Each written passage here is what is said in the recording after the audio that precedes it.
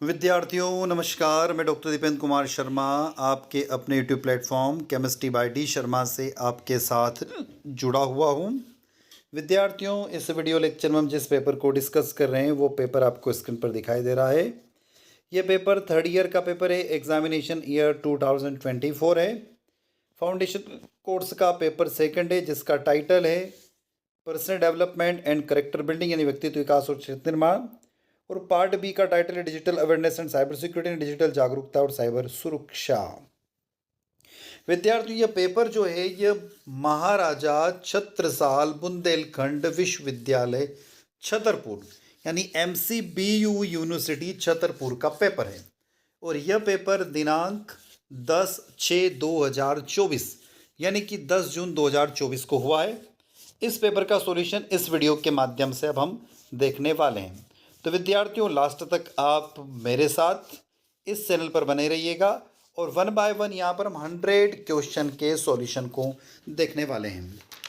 तो विद्यार्थियों, अब चलते हम सीधे सॉल्यूशन की तरफ, देर ना करते हुए, आपका ज़्यादा टाइम नहीं लेते हुए। तो उससे पहले आपसे एक अनुरोध है कि वीडियो अच्छा लगे तो लाइक करिएगा, अपने दोस्तों तक शेयर कीजिएगा और चैनल को अभी तक आपने सब्सक्राइब नहीं किया तो चैनल को सब्सक्राइब अवश्य कर लीजिएगा, जिस समय एक मोटिवेशन मिलता रहे और इसी तरीके से हम आपके लिए वीडियो लेक्चर बनाते रहें। विद्यार्थियों, ये वीडियो जब जारी हो रहा है तो उसके पैरेलल में 4th ईयर से रिलेटेड एक वीडियो भी मैंने जारी किया है। तो आप तृतीय वर्ष के बाद चतुर्थ वर्ष का आपका सिनेरियो क्या रहेगा उस वीडियो लेक्चर में आप जाकर देख सकते हैं, क्योंकि आप तृतीय वर्ष के विद्यार्थी हैं। तो तृतीय वर्ष के बाद आपको चतुर्थ वर्ष में क्या करना होगा, क्या क्या रूल्स रेगुलेशन रहेंगे, वो वीडियो लेक्चर भी आप देख सकते हैं। तो विद्यार्थियों, पहला प्रश्न आपको स्क्रीन पर दिखाई दे रहा है, गलत कथन चुने। तो गलत कथन यहाँ पर हो जाएगा व्यक्तित्व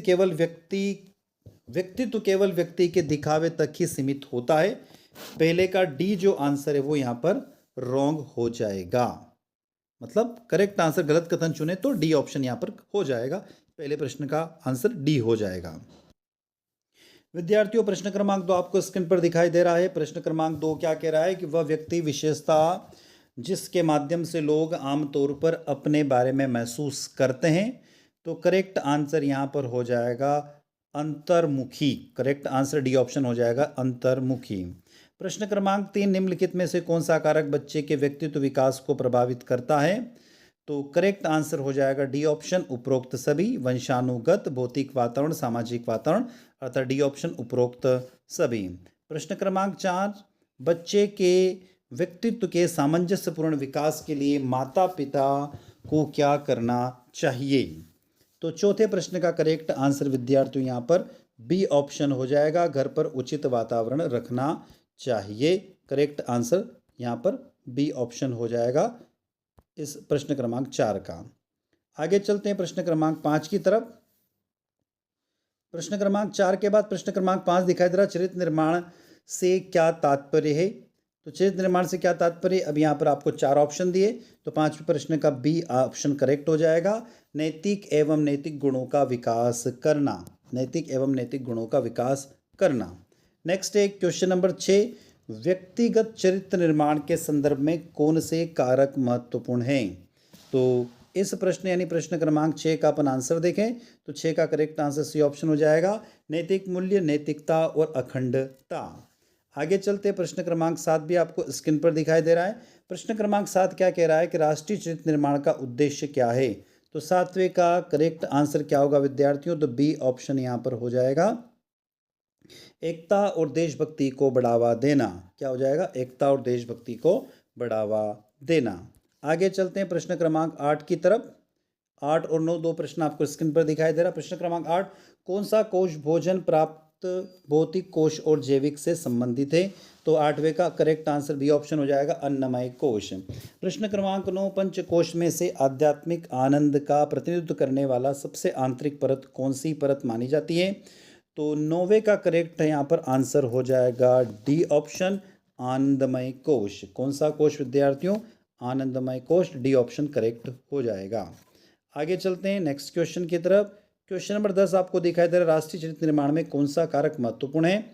तो यहाँ पर 10वें प्रश्न का करेक्ट आंसर हो जाएगा डी ऑप्शन, साझा पहचान और मूल्यों की भावना पैदा करना। आगे चलते हैं अगले प्रश्न की तरफ। प्रश्न क्रमांक 11वां आपको स्क्रीन पर दिखाई दे रहा है। प्राणायाम अभ्यास का मुख्य उद्देश्य क्या है? तो 11वें प्रश्न का करेक्ट आंसर हो जाएगा यहाँ पर विद्यार्थियों बी ऑप्शन, श्वास और प्राण ऊर्जा पर नियंत्रण। प्रश्न क्रमांक 12 दिया हुआ है, पंचकोश के संदर्भ में पंच का क्या अर्थ दर्शाता है? तो आत्मज्ञान के 5 चरण, सी ऑप्शन करेक्ट हो जाएगा, आत्मज्ञान के 5 चरण। प्रश्न क्रमांक 13 आपको स्क्रीन पर दिखाई दे रहा है, पंचकोश विकसित करने में निम्नलिखित में से कौन सा लाभ नहीं है? तो 13 का करेक्ट आंसर विद्यार्थियों यहाँ पर से हो जाएगा, आत्म जागरूकता में कमी। नहीं है पूछा उसने, इस प्रश्न में आप देखेंगे तो यहाँ पर नहीं लिखा, मतलब कि आत्म जागरूकता में कमी हो जाएगा। प्रश्न क्रमांक 14, मनोमय कोश विकास में शामिल है? तो 14 का करेक्ट आंसर हो जाएगा ए, नियमित आत्म अभिव्यक्ति और रचनात्मकता में संलग्न रहना। तो करेक्ट आंसर क्या हो जाएगा? ए ऑप्शन हो जाएगा प्रश्न क्रमांक 14 का। आगे चलते प्रश्न क्रमांक 15, कौन सी गतिविधि अन्नमय कोश के विकास का समर्थन करती है? तो करेक्ट आंसर हो जाएगा प्रश्न क्रमांक 15 का बी ऑप्शन, शारीरिक व्यायाम और संतुलित पोषण। प्रश्न क्रमांक 16 स्क्रीन पर आपको दिखाई दे रहा है विद्यार्थियों। प्रश्न क्रमांक 16 कहता है कि व्यक्तित्व विकास में शारीरिक विकास का क्या अर्थ है? तो 16 का सी ऑप्शन हो जाएगा, समग्र स्वास्थ्य और फिटनेस में सुधार। प्रश्न क्रमांक 17 क्या कह रहा है? 17 ये कहता है कि वैचारिक रूप से मानसिक विकास में मुख्य रूप से शामिल है। तो 17 का बी ऑप्शन हो जाएगा, भावनात्मक बुद्धिमत्ता और संज्ञानात्मक क्षमताओं को विकसित करना। आगे चलते हैं प्रश्न क्रमांक 18, व्यक्तित्व विकास के लिए एक आदर्श दैनिक दिनचर्या में शामिल क्या हो सकता है? तो आप अपनी दैनिक दिनचर्या में क्या शामिल करेंगे? तो 18 का सी ऑप्शन हो जाएगा, संतुलित कार्य, अवकाश, व्यायाम और विश्राम का समय। आगे चलते प्रश्न क्रमांक 19। प्रश्न क्रमांक 19 दिखाई दे रहा है कि व्यक्तित्व विकास के लिए संतुलित आहार शामिल होना चाहिए। तो क्या संतुलित आहार शामिल होना चाहिए व्यक्तित्व विकास के लिए? तो आपको सी ऑप्शन यहाँ पर दिखाई दे रहा, पोषण तत्वों से भरपूर खाद्य पदार्थ जैसे फल, सब्जियां, साबुत अनाज और लीन प्रोटीन। आगे चलते क्वेश्चन नंबर 20, सूक्ष्म व्यायाम व्यक्ति विकास में किस प्रकार योगदान देता है? तो 20वें प्रश्न का करेक्ट आंसर ए ऑप्शन हो जाएगा, यह मूड, ऊर्जा स्तर और मानसिक स्पष्टता को बढ़ाता है। आगे चलते हैं क्वेश्चन नंबर 21, व्यक्तित्व विकास में विश्राम तकनीकी की क्या भूमिका है? तो 21वें प्रश्न का करेक्ट आंसर हो जाएगा यहाँ पर बी ऑप्शन, वे मानसिक स्पष्टता को बढ़ावा देता है। आगे चलते हैं, नेक्स्ट है क्वेश्चन नंबर 22, व्यक्तित्व विकास के लिए आदर्श दैनिक दिनचर्या में शामिल करने योग्य आवश्यक गतिविधि क्या है? तो 22वें का बी ऑप्शन हो जाएगा, नियमित शारीरिक व्यायाम में संलग्न रहना। इसका 22 का करेक्ट आंसर बी ऑप्शन हो जाएगा। आगे चलते हैं प्रश्न क्रमांक 23, कौन सा सूक्ष्म व्यायाम लचीलेपन और संतुलित में सुधार किया जा सकता है? तो 23वें का बी ऑप्शन हो जाएगा, करेक्ट आंसर यहाँ पर हो जाएगा योग। आगे चलते प्रश्न क्रमांक 24, संतुलित आहार, प्रश्न क्रमांक 24 की बात कर रहे हैं हम लोग। संतुलित आहार के लिए कौन सा भोजन स्वस्थ विकल्प माना गया है? तो साबुत अनाज, क्विनोन या ब्राउन चावल, सी ऑप्शन करेक्ट है। 25वां प्रश्न यहाँ पर आ गया विद्यार्थियों। 25वां प्रश्न, नैतिक सिद्धांतों पर केंद्रित अष्टांग योग का पहला अंग क्या है? तो हम बोलते यम, नियम, आसन, प्राणायाम। तो यम पहला करेक्ट आंसर हो जाएगा, 25वें का ए ऑप्शन करेक्ट है। नेक्स्ट है क्वेश्चन नंबर 26 के बारे में बात करते हैं, कौन सा नियम आत्म अनुशासन और तपस्या पर जोर देता है?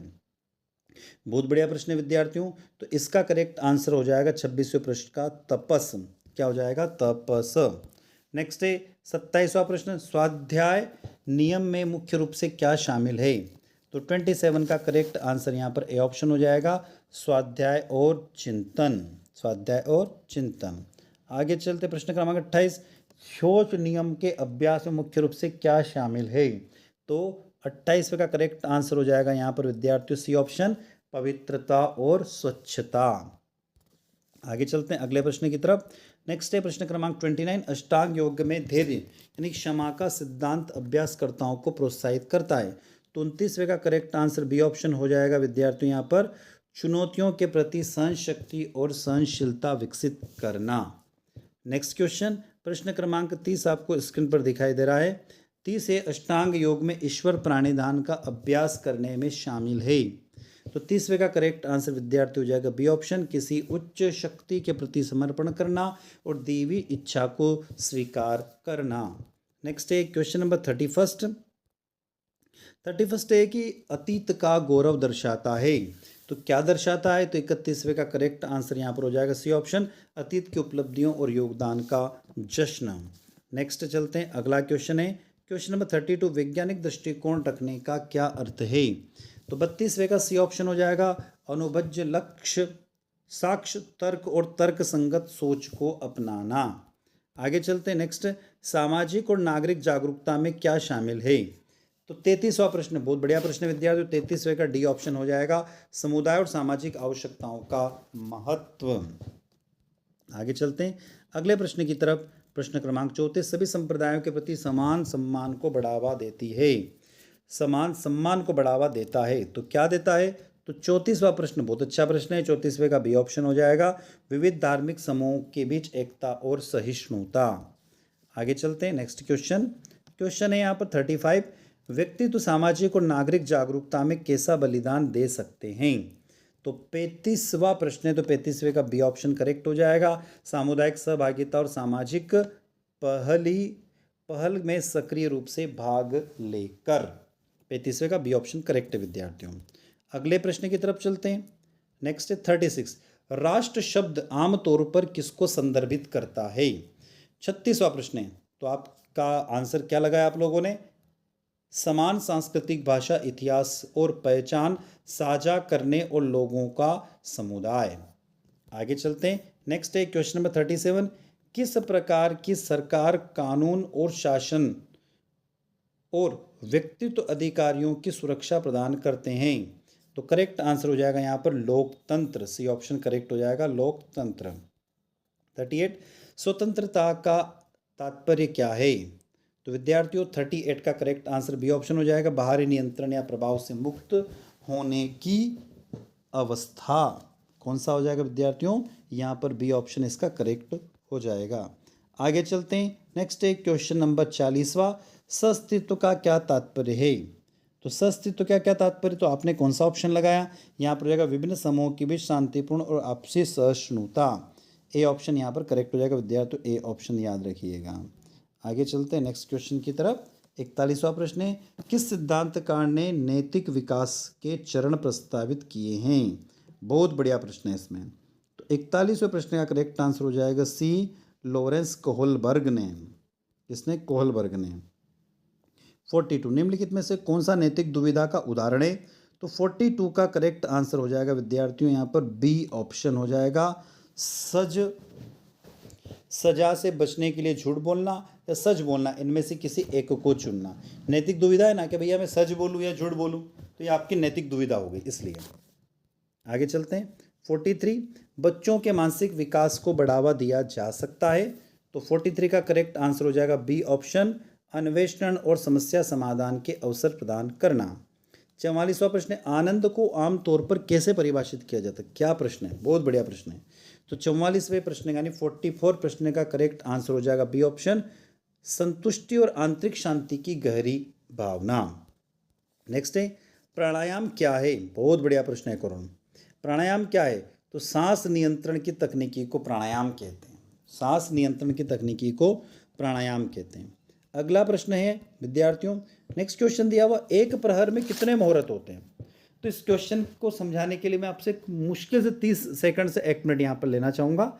एक प्रहर में कितने मुहूर्त होते हैं, तो इसके बारे में बात करते हैं। देखो तो विद्यार्थियों, आपको ये बहुत अच्छा प्रश्न है, इसको जानना आवश्यक है। तो याद रखिएगा, आप लोग अच्छे से जानते हो कि एक दिन में 24 घंटे होते हैं, बिल्कुल आप जानते हो। तो इन 24 घंटे की बात करें तो एक दिन में टोटल 8 प्रहर होते हैं। ध्यान रखना कितने प्रहर होते हैं, तो यहाँ पर कितने 8 प्रहर होते हैं पूरे 24 घंटे में, यानी 8 प्रहर होते हैं। तो अब यहाँ से क्या निकला कि भैया एक प्रहर बराबर कितने घंटे होते हैं? तो एक प्रहर बराबर 3 घंटे होते हैं। तो एक जो मुहूर्त होता है वो लगभग, एक मुहूर्त जो होता है वह लगभग 1.5 घंटे का होता है। तो इसका अर्थ क्या निकला कि एक मुहूर्त 1.5 घंटे का हो गया। तो एक प्रहर में कितने घंटे होते हैं? 3। तो क्या हो गया, जस्ट इस 1.5 का डबल क्या हो गया 3। तो इसका मतलब है कि एक प्रहर में 2 मुहूर्त होते हैं। अब आपको समझ में आ गया होगा। तो करेक्ट आंसर हो जाएगा यहाँ पर 2 ऑप्शन हो जाएगा, ए ऑप्शन जो दिया हुआ वो करेक्ट हो जाएगा। आगे चलते हैं। बहुत अच्छा प्रश्न था विद्यार्थियों। आत्मसम्मान पारस्परिक संबंधों को कैसे प्रभावित करता है? तो 47 का करेक्ट आंसर हो जाएगा ए ऑप्शन, ये स्वस्थ सीमाओं और आपसी सम्मान को बढ़ावा देता है। आगे चलते अगले प्रश्न की तरफ। 48, शिकागो विश्व धर्म संसद में स्वामी विवेकानंद ने भाषण में मुख्य विषय क्या था? तो विद्यार्थियों इसमें हमने एक जगह जब पढ़ा था तो वैश्विक शांति और सद्भाव के बारे में भी बात किया गया था, पर उसका जो मेन था वो अंतरधार्मिक संवाद और सहिष्णुता, ये मेन विषय था उनका। याद रखना, विश्व शांति तो था ही सही, पर मेन सब्जेक्ट उनका क्या था? ये था 48 का डी। तो 48 का बी भी हो सकता, डी भी हो सकता, पर करेक्ट आंसर यहाँ पर डी होगा। अगले प्रश्न की तरफ चलते हैं। नेक्स्ट क्वेश्चन है 49, निम्नलिखित में से कौन एपीजे अब्दुल कलाम के लिए उल्लेखनीय योगदान में से एक है? बहुत अच्छा प्रश्न है। तो करेक्ट आंसर हो जाएगा, भारत का मिसाइल मैन के नाम से किसे जाना जाता है? तो एपीजे अब्दुल कलाम को जाना जाता है, जो हमारे भारत के राष्ट्रपति रहे हैं। निम्नलिखित में से कौन आत्मनिर्भरता का उदाहरण है? तो 50वें प्रश्न का करेक्ट आंसर हो जाएगा विद्यार्थियों बी ऑप्शन, अपनी गलतियों की जिम्मेदारियां लेना और उनसे सीखना। तो विद्यार्थियों लगभग 15 से 16 मिनट का ये वीडियो हो चुका है। ये हम पार्ट ए के 50 प्रश्नों के सॉल्यूशन को देख चुके हैं। अब हम चल रहे हैं यहाँ से पार्ट बी की तरफ। यहाँ पर भी हम 50 प्रश्नों के सॉल्यूशन को देखने वाले हैं। वीडियो अच्छा लग रहा है, आप मेरे साथ में बने हुए हैं, तो वीडियो को लाइक अवश्य करिएगा, अपने दोस्तों तक शेयर अवश्य करिएगा, कमेंट बॉक्स में कमेंट करके जरूर बताएं कि हम लोगों ने सॉल्यूशन बनाया आप लोगों को कैसा लगा, और चैनल को सब्सक्राइब अवश्य करें, जिससे हमें एक मोटिवेशन मिलता है और इसी तरीके से हम आपके लिए हमेशा बने रहें। तो विद्यार्थियों यहाँ पर देखो 2 बात आपको समझ में आ गई होगी अच्छे से। क्या क्या? वीडियो को लाइक करना और चैनल को सब्सक्राइब करना। ये दोनों तो आप कर ही सकते हैं, छोटा सा काम है, खाली आपको थंब दिखाना है। चलो आगे चलते, देर ना करते हुए चलते हैं अगले प्रश्न की तरफ। प्रश्न क्रमांक 51, एक वेब एड्रेस को क्या कहा जाता है? तो विद्यार्थियों वेब एड्रेस जो होता है ना, जैसे हमने बोला www.google.com, तो उसको हम क्या बोलते हैं? एक वेबसाइट कहते हैं। वेब एड्रेस को वेबसाइट भी कहा जाता है। पर एक जगह हमने देखा था यूनिवर्सल रिसोर्स लोकेटर भी बोलते हैं, पर वेबसाइट बोलेंगे आप उसको, वेब एड्रेस को। इसको एक बार आप चेक कर लीजिएगा, है ना विद्यार्थियों? ये जो प्रश्न क्रमांक 51 है, इसको थोड़ा सा आप करेक्ट कर लीजिएगा। इसका एक वेब एड्रेस को क्या कहा जाता है? तो हो जाएगा यूनिवर्सल रिसोर्स लोकेटर, यानी ए ऑप्शन करेक्ट है इसका। जो अभी हमने आपको बी बताया था ना वेबसाइट, उसको थोड़ा सा करेक्ट करके इसका ऑप्शन ए करेक्ट होगा। प्रश्न क्रमांक 52, इनमें से कौन सा इंटरनेट की आवश्यकता नहीं है? तो डॉस डिस्क ऑपरेटिंग सिस्टम, बिना डॉस के भी इंटरनेट चल सकता है। याद रखना, ऑपरेटिंग सिस्टम कोई सा भी होना चाहिए, डॉस भी होगा दूसरा भी होगा तो चलेगा। वेब ब्राउज़र होना चाहिए और मॉडेम होना चाहिए। वेब ब्राउज़र जब तक नहीं होगा तो आप नेट का इस्तेमाल कैसे करोगे? और मॉडेम भी होना चाहिए। तो ये सब होंगे तो ही नेट चलेगा। तो 52 का यहाँ पर बी हो जाएगा। अगला प्रश्न है यहाँ पर दिया हुआ है 53, इंटरनेट का मानक प्रोटोकॉल क्या है? तो TCP/IP। क्या TCP/IP? प्रश्न क्रमांक 53 का सी ऑप्शन हो जाएगा। 54वां प्रश्न, जंग ईमेल को क्या कहा जाता है? तो विद्यार्थियों इसको स्पैम भी बोलते हैं। क्या बोलते हैं? 54 का सी ऑप्शन हो जाएगा स्पैम। 55वां प्रश्न, कौन सा सॉफ्टवेयर मुख्य रूप से उपयोगकर्ता को वायरस का पता लगाने के लिए बचाने में मदद करता है? तो आप लोग अच्छे से जानते हो उसको एंटीवायरस कहा जाता है। ए ऑप्शन करेक्ट हो जाएगा। 56वां प्रश्न है, वाईफाई हैकिंग में निम्नलिखित में से किस टूल का उपयोग किया जाता है? बहुत अच्छा सा प्रश्न है। तो प्रश्न क्रमांक 56 का करेक्ट आंसर हो जाएगा यहाँ पर 56वां प्रश्न करेक्ट आंसर बी ऑप्शन हो जाएगा यहाँ पर वायरशार्क। 57वां प्रश्न 57 क्वेश्चन है, निम्नलिखित में से कौन सा किसी भी विचार व दूसरों के आविष्कार को चुराने को अपने लाभ के लिए इसका उपयोग करने को संदर्भित करता है? तो करेक्ट आंसर डी ऑप्शन हो जाएगा उपरोक्त सभी। उसको पायरेसी भी बोलते, साहित्यिक चोरी बोलते और भौतिक संपदा अधिकार भी कहा जाता है। तो अपने लाभ को इसका उपयोग करने के लिए संदर्भित करता है। तो ये सभी इस्तेमाल होते हैं इसको में। अगला प्रश्न है प्रश्न क्रमांक 58, इनमें से कौन सा मुफ्त ईमेल प्रदान नहीं करता है? तो व्हाट्सअप। करेक्ट आंसर 58 का सी हो जाएगा व्हाट्सअप। जो जीमेल का मुख्य फोल्डर क्या होता है? तो उसको हम इनबॉक्स बोलते हैं। 59 का ए ऑप्शन इनबॉक्स। 60वां प्रश्न www का फुल फॉर्म क्या? तो world wide web. A option correct हो जाएगा। 61 PIN का फुल फॉर्म क्या है? तो पर्सनल आइडेंटिफिकेशन नंबर। 61 का ए ऑप्शन करेक्ट हो जाएगा। 62 डिजिटल हस्ताक्षर प्रमाण पत्र जारी करता है तो प्रमाणन अधिकारी के द्वारा। 62 का ए ऑप्शन करेक्ट हो जाएगा। 62 का करेक्ट आंसर यहाँ पर ए ऑप्शन हो जाएगा। 63 ATM का फुल फॉर्म क्या है? तो बहुत अच्छा सा प्रश्न है, आपको सबको याद होगा, लगा दिया होगा आपने करेक्ट आंसर। तो 63 का ए ऑप्शन हो जाएगा, ऑटोमेटेड टेलर मशीन्स। आगे चलते हैं। IMPS का फुल फॉर्म क्या है? तो इमीडिएट मोबाइल पेमेंट सिस्टम। 64 का ए ऑप्शन करेक्ट हो गया। 65 इंटरनेट पर वस्तुओं को व्यापार की प्रक्रिया क्या बोलते हैं? तो विद्यार्थी उसको ई कॉमर्स कहते हैं। क्या कहते हैं? याद रखना, ई कॉमर्स कहा जाता है। आगे चलते हैं नेक्स्ट क्वेश्चन।